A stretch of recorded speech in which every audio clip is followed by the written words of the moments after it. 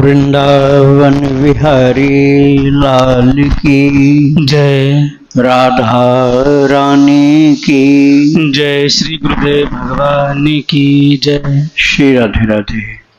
भक्ति प्रश्नोत्तरी कार्यक्रम प्रारंभ किया जा रहा है। आइए हम भक्ति संबंधित प्रश्नों को श्रवण करें। श्री राधे राधे। गुरु जी आपके श्री चरणों में कोटि कोटि दंड प्रणाम। कमल जी हैं हिमाचल प्रदेश से, इनका प्रश्न है, कल को श्री राधा कुंड में बहुत ही हृदय विदारण घटना घटित हुई। मुझे संध्या के समय जब यह खबर मिली तो हृदय एकदम ही टूट गया। ऐसा लगता है कि भगवान नहीं है। इतने निष्ठा से भजन करने वाले प्रभु जी श्रीपाद विनोद प्रभु जी, जो कि हम सबके बहुत प्यारे थे, उनको अज्ञात डाकुओं ने ठाकुर जी के गहने, रुपया, पैसे इत्यादि लूटने के लिए उनको हाथ पैर बांधकर उन्हीं के घर में उनको मार दिया। उनका यह रूप देखा नहीं जा रहा था। आशा है कि आज दोपहर को उनके अंतिम दर्शन के तुरंत बाद अंतिम संस्कार होगा। मैं बहुत बार लिखकर फिर शब्दों को काट रहा हूँ। मेरे शब्द नहीं है कि मैं आप लोगों को क्या कहूँ। ऐसे सही भक्तों की अगर भगवान अनाथ करेंगे तो कौन कहेगा कि भगवान है। कृपया धैर्य रखें। शरीर के लिए आगे की प्रक्रिया बहुत विचार से करनी चाहिए। आप में से कोई भी इस विशेष जानकारी रखता हो तो हमें बताएं। आप सबके साथ विरह में हम सब आश्रमवासी प्रभु जी, इस घटना के बाद मन बहुत भटक रहा है, भजन नहीं हो रहा है। श्री कुंडेश्वरी जी के सामने इतनी हृदय विदारक घटना कैसे हो गई, यह देखा नहीं जा रहा है हमसे। तो क्या श्री कुंडेश्वरी जो वहीं पर विद्यमान थे, उन्होंने ये कैसे देखा? वो अत्यंत करुणामयी हैं। साथ में ठाकुर जी बोलते हैं कि जो मेरी शरण में आता है उसके पहाड़ के बराबर पापों को भी मैं रुई की तरह जला डालता हूँ। तो यह क्या है? राधा कुंड, राधा जी का हृदय वहीं पे उन्हीं के सामने, यह सब प्रभु जी क्या हो गया? ऐसा लगता है कि बस बोल नहीं पा रहे हैं। श्री राधे राधे। बात यह है कि हम लोगों को जितना ज्ञान है उतना ही तो समझ सकते हैं। हम लोग भगवान की तरह सर्वज्ञ तो है नहीं कि कर्मों का सारा लेखा जोखा अनंत जन्मों का हमें पता हो। हम अपने ही कर्मों के विषय में नहीं जानते हैं कि पिछले जन्म में हमने क्या कर्म किए, फिर अन्य लोगों का कर्म पिछले जन्म का क्या था और क्या क्या संबंध उनके किसके साथ थे, अच्छे या बुरे, और किस कारण से होना था। इसका पूरा ज्ञान तो भगवान को ही होता है। तो इसलिए हम अपनी सीमित बुद्धि से इतने बड़े लंबे चौड़े प्रकरण का सारा रहस्य नहीं जान सकते हैं। श्री राधे राधे। संजय दुबे जी हैं सागर मध्य प्रदेश से, इनका प्रश्न है, हमारा एक मंदिर है जिसके शिखर पर पीपल का पेड़ उगाया है। गांव के शराबी व्यक्ति ने उस पेड़ को उखाड़ दिया था, लेकिन उसकी जड़ अभी भी मंदिर की दीवारों में शेष है। हम लोग मंदिर का जीर्णोद्धार करवाना चाहते हैं, लेकिन पीपल की जड़ को निकालने से डर रहे हैं। महाराज जी कोई समाधान बता दीजिए जिससे कि मंदिर का जीर्णोद्धार हो सके। जीर्णोद्धार कराना है तो उस स्थान का यदि जीर्णोद्धार होना आवश्यक नहीं हो तो उतना मत कराओ, और कराना संपूर्ण ही आवश्यक हो तो सावधानी पूर्वक पहले वहाँ की ईंट पत्थर को हटा करके जड़ सहित पौधे को निकालो, काटो नहीं। जब वो तोड़ना ही है उस भाग को तो ईंट पत्थर अगल बगल के तोड़ो और जड़ सहित उस पौधे को निकाल करके किसी जगह सुरक्षित लगा दो जहाँ कोई पशु पक्षी उसको नुकसान न कर सकें, और जल सिंचन भी करना, रखवाली भी करना। श्री राधे राधे। गोविंद दास जी हैं, इनका प्रथम प्रश्न है, आद्य जगत गुरु श्री रामानंदाचार्य जी महाराज द्वारा विरचित आनंद भाष्य ग्रंथ के बारे में बताएं। क्या यह ग्रंथ भगवत गीता का भाष्य है? यह कहाँ खरीदने को मिलेगी? गीता प्रेस द्वारा भी छपती है, छपती नहीं है क्या? गीता प्रेस में तो नहीं छपता। बात है गीता प्रेस में संप्रदाय के अनुसार सभी संप्रदायों के ग्रंथ नहीं छपते हैं। सभी संप्रदायों का जो ग्रंथ, जैसे रामायण है, गीता है, भागवत है, पुराण है, ये छपते हैं, लेकिन एक एक संप्रदाय के ग्रंथ नहीं छपते वहाँ। अब यह आनंद भाष्य श्री रामानंदीय संप्रदाय का ही है। इसी तरह से रामानुजाचार्य संप्रदाय का ग्रंथ है श्री भाष्य, तो श्री भाष्य भी वहाँ नहीं छपता है। तो इस तरह के जो आचार्यों के पीठ हैं वहीं पर वो ग्रंथ मिल सकते हैं। जैसे आप पंचगंगा घाट काशी में जाएं तो श्री मठ में ये ग्रंथ मिल सकता है, या वहाँ के द्वारा जहाँ छपवाया गया है वहाँ मिल सकता है। श्री राधे राधे। इनका दूसरा प्रश्न है, क्या अर्थपंचक और अगस्त्य संहिता एक ही ग्रंथ है या इससे लेखक जगतगुरु श्री रामानंदाचार्य जी महाराज ही हैं? नहीं, अगस्त्य संहिता जो है उसके लेखक श्री रामानंदाचार्य जी नहीं है। अर्थपंचक एक पृथक ग्रंथ नहीं मिलता है। अर्थपंचक ग्रंथ जो है वो श्री आनंद भाष्य का ही एक अंग है, और पृथक कोई छपवाया हो तो भले मिल जाए। और आप अर्थपंचक भक्ति आश्रम इस नाम से YouTube में सर्च करेंगे तो पूरा अर्थपंचक उसमें है। और जो अगस्त्य संहिता ग्रंथ आपको जल्दी से नहीं मिलेगा, उसके अंदर अर्थपंचक नहीं है और वो रामानंद जी का लिखा हुआ भी नहीं है। अगस्त्य संहिता का ग्रंथ आपको काशी में मिल सकता है। श्री राधे राधे। स्नेहा जी हैं महाराष्ट्र से, इनका प्रश्न है, गुरुदेव जी हम जन्माष्टमी में वृंदावन आने वाले हैं, हम सत्संग और भक्ति प्रश्नोत्तरी में आना चाहते हैं, कृपया सत्संग और प्रश्नोत्तरी का समय बताएं, जन्माष्टमी के उत्सव का भी समय बताएंगे और अन्य दिनों के सत्संग का भी समय बताएं, तो हम जितने दिन हैं उतने दिन आ पाएंगे। जो सत्संग इस समय चल रहा है प्रश्नोत्तरी सत्संग, ये प्रतिदिन प्रातःकाल 10 बजे होता है। केवल एकादशी को नहीं होता है, एकादशी को इसी जगह पर अखंड हरिनाम संकीर्तन होता है। और जब जब उत्सव होता है, उत्सव का मतलब आश्रम के उत्सव 5, तो उसमें 2 दिन नाम कीर्तन हुआ करता है। एक दिन नाम कीर्तन, एक दिन प्रवचन। तो 2 दिन वो प्रश्नोत्तरी नहीं होता, लेकिन एक दिन प्रवचन होता है, एक दिन अखंड हरिनाम कीर्तन होता है। तो जन्माष्टमी को तो कीर्तन होता हुआ आपको मिलेगा, अखंड हरिनाम कीर्तन तो नहीं होगा, लेकिन कीर्तन भजन दोनों बारी बारी से होते हुए मिलेंगे आपको। प्रवचन जन्माष्टमी को नहीं मिलेगा। 4 दिन पहले 12 तारीख को यहाँ खूब प्रवचन सत्संग होगा और 11, 12 2 दिन यहाँ हरिनाम कीर्तन भी होगा। श्री राधे राधे। पंजाब से हैं गुरु जी, इनका प्रश्न है, हम भगवान को अपने आप को कैसे समर्पण कर सकते हैं?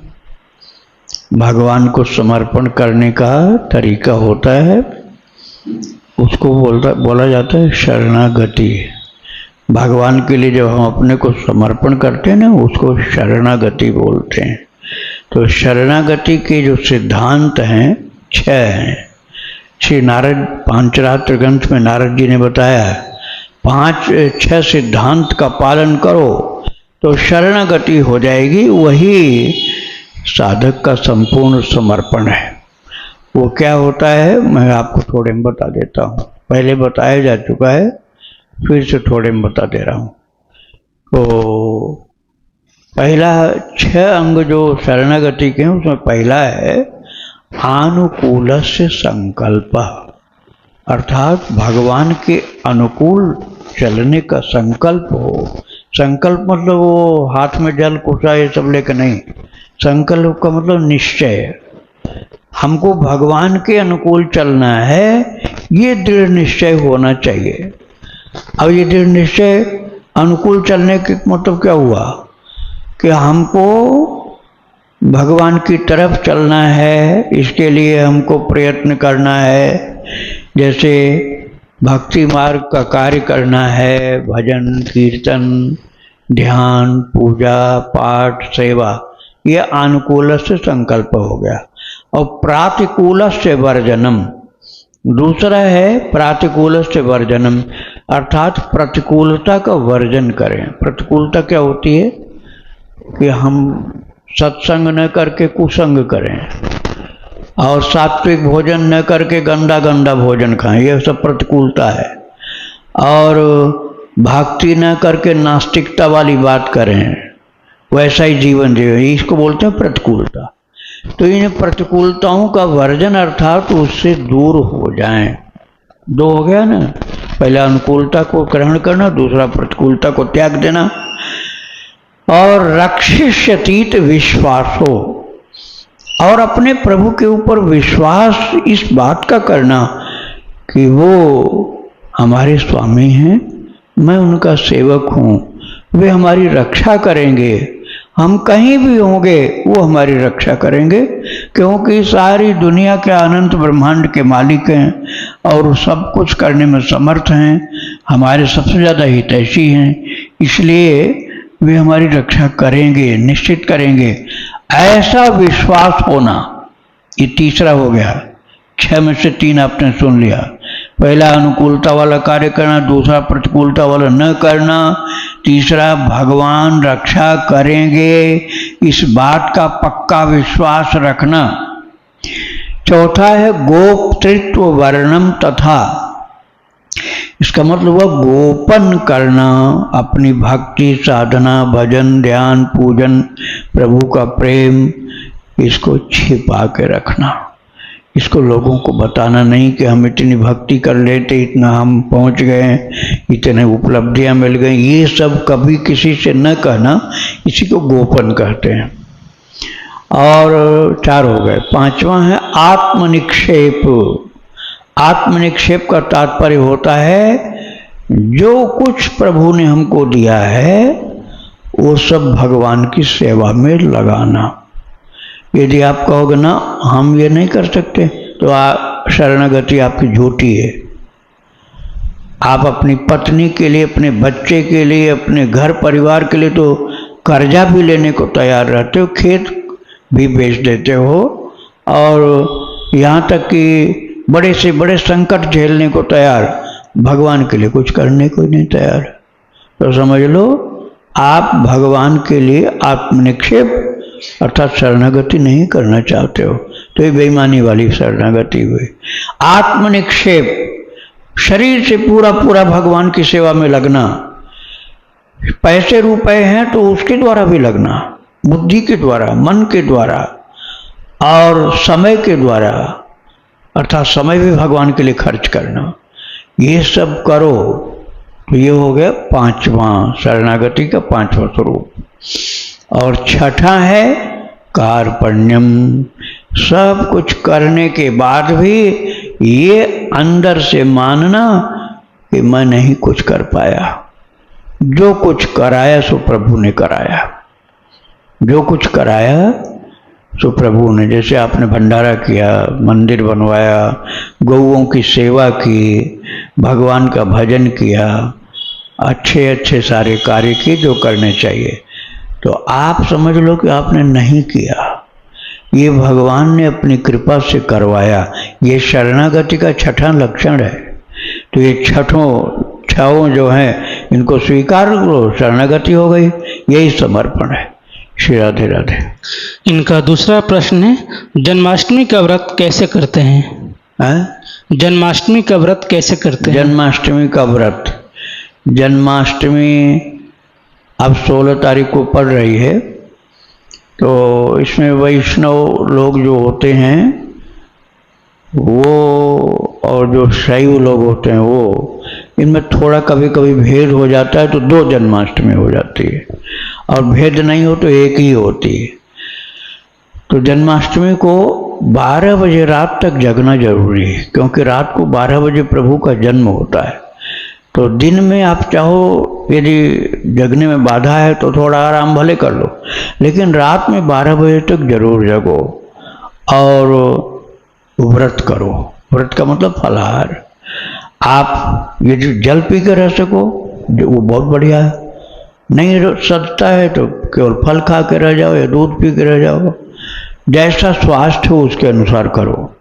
12 बजे रात को भगवान का जन्मोत्सव मनाओ आपके पास जो ठाकुर जी हैं उनको पंचामृत से स्नान कराओ, वस्त्र पहनाओ, भोग लगाओ, आरती करो। 12 बजे रात को आरती होगी और उनका गुणगान करो, नाम गान करो। तो यही मुख्य संक्षेप में उत्सव हो गया। अब आप चाहो तो 12 बजे के बाद भी आप उत्सव चालू रखो और आराम करना है तो फिर उसके बाद आराम भी कर सकते हो। श्री राधे राधे। सूर्यांश दुबे जी हैं प्रयागराज से, इनका प्रश्न है, गुरुजी कल की वीडियो में आपने बताया था कि एक भक्त को कि भगवान को अपने कर्म समर्पित करो, जैसा कि गीता में 8वें अध्याय में बताया गया है, जो कुछ करो भगवान को समर्पित करो। तो जैसे गुरुजी हम पूजा पाठ करते हैं तो भगवान को समर्पित कर देते हैं, लेकिन जैसे हम साइकिल आदि से कहीं सफ़र कर रहे हैं, जा रहे हैं, उस समय भगवान का नाम जब चिंतन करते हैं, कीर्तन करते हुए जाते हैं, तो मन तो उस समय भी प्रभु जी की कई छोटी छोटी चींटियाँ आदि मर जाती है, रोड में रहती है या चलते फिरते नाम जप करते समय भी चींटियाँ आदि मर जाती है। तो उस समय अगर हम नाम जप कर भगवान को वो कर्म समर्पित करते हैं तो चींटी आदि जो मर गई है हमारे द्वारा अनजाने में, उसका पाप हमें लगेगा या नहीं लगेगा? उस पाप से बचने के लिए हम क्या करें? उस समय जिस समय हम नाम जप कर रहे हैं चलते फिरते, उस समय यदि चींटी आदि मर रही है तो उस समय उस कर्म को भगवान को समर्पित करें या ना करें? क्योंकि कीर्तन भी कर रहे हैं भगवान का और उस समय कई चींटियाँ आदि भी मर रही है चलते फिरते हुए नाम जप करते समय। तो ऐसे में हम क्या करें? हर कर्म भगवान को कैसे समर्पित करें? श्री राधे राधे। पाप का समर्पण नहीं होता, पुण्य का समर्पण होता है। जैसे आपको जुर्माना लगा हो तो जुर्माना आप सरकार को समर्पण कर दोगे कि हम नहीं देंगे, आप दो, तो ये तो नहीं होगा। और इनाम मिला हो तो इनाम को आप गवर्नमेंट को दे सकते हो, हमें मिला था, हम नहीं चाहिए, हमें नहीं चाहिए, वापस करते हैं। लेकिन जुर्माना लगा है तो क्या कर दोगे? वापस नहीं कर पाओगे। सजा भोगनी है तो उसको नहीं किसी को दूसरे को दे सकते हो कि सजा और कोई भोग लेगा। और यदि इनाम मिल रहा हो, पुरस्कार मिल रहा हो, कोई भेंट मिल रही हो तो उसको आप दूसरे को दे सकते। तो ऐसे ही आप पुण्य अर्पण कर सकते हो, पाप अर्पण नहीं कर सकते हो। तो फिर हमें क्या करना पड़ेगा? पहली बात तो ये है कि आपने अनजान में चींटियों को मारा नहीं, मर गई। आपने चींटियों को मारा नहीं, अनजान में चींटी मर गई और दिखलाई पड़ गई तो फिर नहीं करो। दिखलाई पड़ गई कि चींटी जा रही है तो रुक जाओ, वहां तक पैर ले जाने से पहले रोक लो। ये देख लिया तो, और नहीं देख पाए हो और मान लो अनजान में मर गई, तो जिस कार्य के लिए जा रहे थे आप, उस कार्य को भगवान से जोड़ो कि प्रभु आपकी सेवा के कार्य के लिए मैं ये चीज़ खरीदने जा रहा था, आपकी पूजा के लिए, आपकी सेवा के लिए ये भेंट, ये भोग, ये पदार्थ ये हम खरीदने जा रहे थे। अब हमारा उद्देश्य तो आपकी सेवा करने का था, तो आपको अब अर्पण कुछ नहीं करना, क्योंकि भगवान के कार्य में आप लगे हो, भगवान के कार्य में लगे हुए हो, तो आप अपने को ही अर्पण कर चुके हो। इसलिए अब आप खुद अपने को अर्पण कर चुके हो ठाकुर जी के कार्य में लग करके, तो अनजान की गलती का दंड आपको नहीं मिलेगा। जानबूझकर गलती करोगे तो दंड मिलेगा। श्री राधे राधे। मनीष जी हैं मुंगेर बिहार से, इनका प्रश्न है, गुरुजी जब मैं नाम जप करता हूँ तो उस समय भी संसार का चिंतन होता रहता है, भजन के समय भी राम जी का ही चिंतन होता रहे, इसके लिए क्या करें? इसके लिए भक्त चरितावली बहुत सुननी पड़ेगी आपको और कुसंग का त्याग करना पड़ेगा। भक्त चरितावली सुनते सुनते वही रच बस जाए मन में भक्तों का चरित्र, और कुसंगियों की बात, संसार की बात को नहीं सुना जाए, तब धीरे धीरे ऐसा अभ्यास हो जाता है। श्री राधे राधे। नारायण दास जी ऋषिकेश से, इनका प्रश्न है, महाराज जी आपसे सुना है कि ऋषिकेश में एक रामायणी संत हैं जिन्हें रामायण कंठस्थ है, उनका नाम और उनका आश्रम का नाम बताएं। मैं उनके दर्शन करने की इच्छुक हूँ, तीव्र इच्छा भी है। हाँ, मैं बता रहा हूँ आपको। फ़ोन नंबर तो मुझे नहीं मालूम है। उनका नाम है अयोध्या दास रामायणी। आश्रम का नाम है श्री राम आश्रम। जब आप ऋषिकेश स्टेशन से गीता भवन की ओर जाते हो तो चंद्रभागा नदी पड़ती है, जो हमेशा जल जिसमें नहीं रहता है। तो चंद्रभागा नदी का पुल आप पार करोगे तो पुल पार करते ही दाहिने हाथ पर रोड पर घूम जाओ। थोड़ा नीचे उतरने के बाद श्री राम आश्रम पूछोगे, आप वहीं पहुंच जाओगे। श्री राधे राधे। उषा वर्मा जी हैं वेस्ट बंगाल से। इनका प्रश्न है, मैं रामानंदी संप्रदाय से दीक्षित हूँ। आपसे अनुरोध है कि कृपया बताएं, क्या चलते फिरते, खाते पीते, उठते बैठते मानसिक मंत्र जाप कर सकते हैं? डर लगता है कि कहीं बाथरूम में, टॉयलेट में भी मंत्र न चलने लग जाए। देखो, अशुद्ध तो शरीर ही होता है। मन तो किसी चीज के खाने पीने, लगाने या धोने से न शुद्ध होता है न अशुद्ध होता है।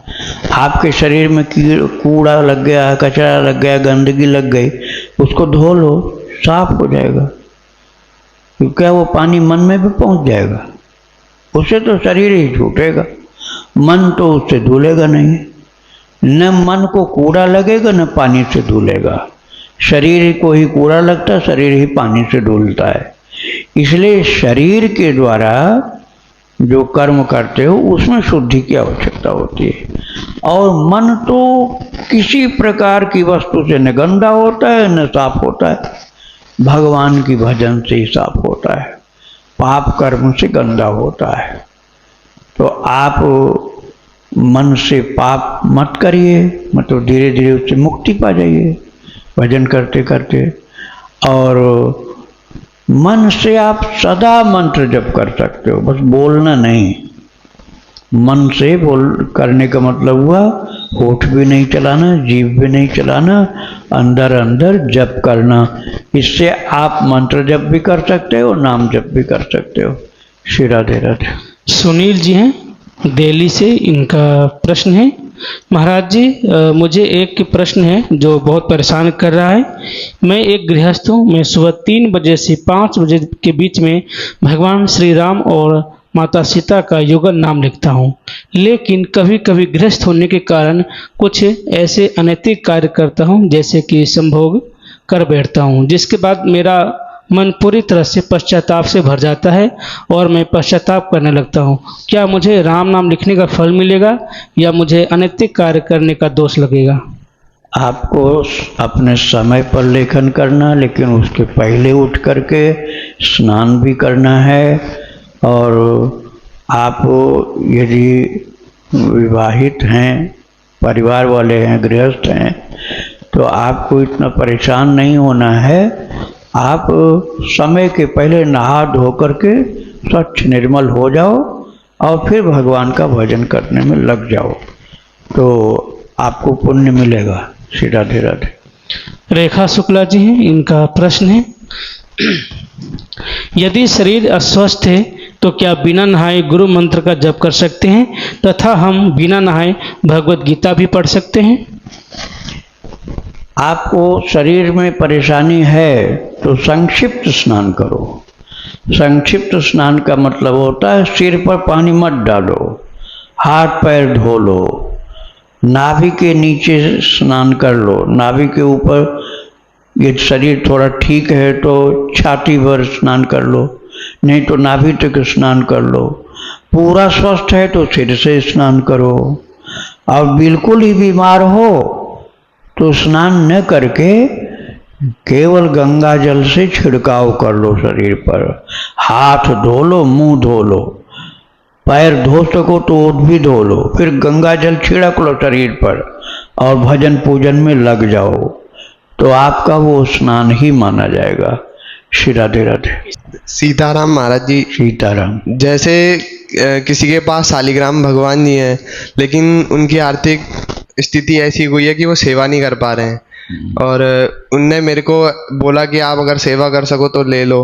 लेकिन महाराज जी हमारे पास ऐसी व्यवस्था नहीं बन पाती कि हम भोजन बना पाएँ, और अगर हम मिश्री और तुलसी के पत्तों का भोग लगा के अगर कर लें सेवा तो उचित रहेगा। स्नान और तुलसी जल तो आप कर लेंगे, लेकिन भोग तो कुछ जरूर लगाना चाहिए। जो आप खाओगे वही उनको भगवान को भोग लगा लो। नहीं महाराज जी, जैसे हम आश्रम में जाते हैं भोजन पाने किसी हाँ, दूसरा, आप चाहो तो आश्रम से भोजन लाओ, और नहीं ले आ सकते हो तो शालिग्राम को ले जाओ, वहाँ शालिग्राम जी को अपने साथ ले जाओ और प्रभु बोल दो उनसे, भगवान से कि प्रभु मैं बना नहीं पाता हूँ भोजन किसी कारण से, आप जहाँ मैं जा रहा हूँ वहीं चलिए, पहले आप खाएंगे उसके बाद मैं आपका प्रसाद पाऊंगा। तो आप भगवान को वहाँ ले जाकर भी भोग लगा सकते हैं, तो कोई दोष नहीं लगेगा आपको। श्री राधे राधे। राधे राधे गुरुदेव। आपने एक बार प्रश्नोत्तरी में कहा था कि नाम महाराज में सारी शक्तियाँ निहित हैं, तो अगर आप निरंतर नाम जप नहीं कर पा रहे हैं तो नाम महाराज के शरण हो जाने से शक्तियाँ प्रकट हो जाएंगी। तो गुरुदेव हम तो एक दो माला नाम जप कर पाते हैं, लेकिन भगवान के प्रति अविश्वास बढ़ता ही जा रहा है प्रतिकूलता आने पे, तो क्या? विश्वास आपका सही नहीं है। विश्वास यदि अच्छा हो तो प्रतिकूलता में भी भगवान की कृपा दिखलाई पड़ती है कि हमारी परीक्षा ली जा रही है, और वो उस चीज में भी भगवान की कृपा का दर्शन करता है। आपका विश्वास कमजोर है।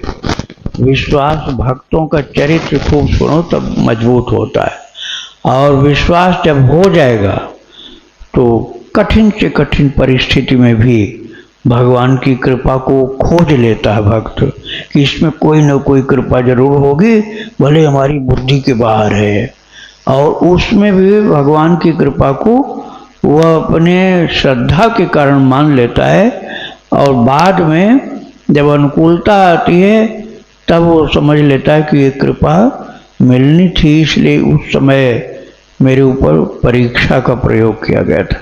श्री राधे राधे। वृंदावन विहारी लाल की जय। राधा रानी की जय। श्री गुरुदेव भगवान की जय। श्री राधे राधे।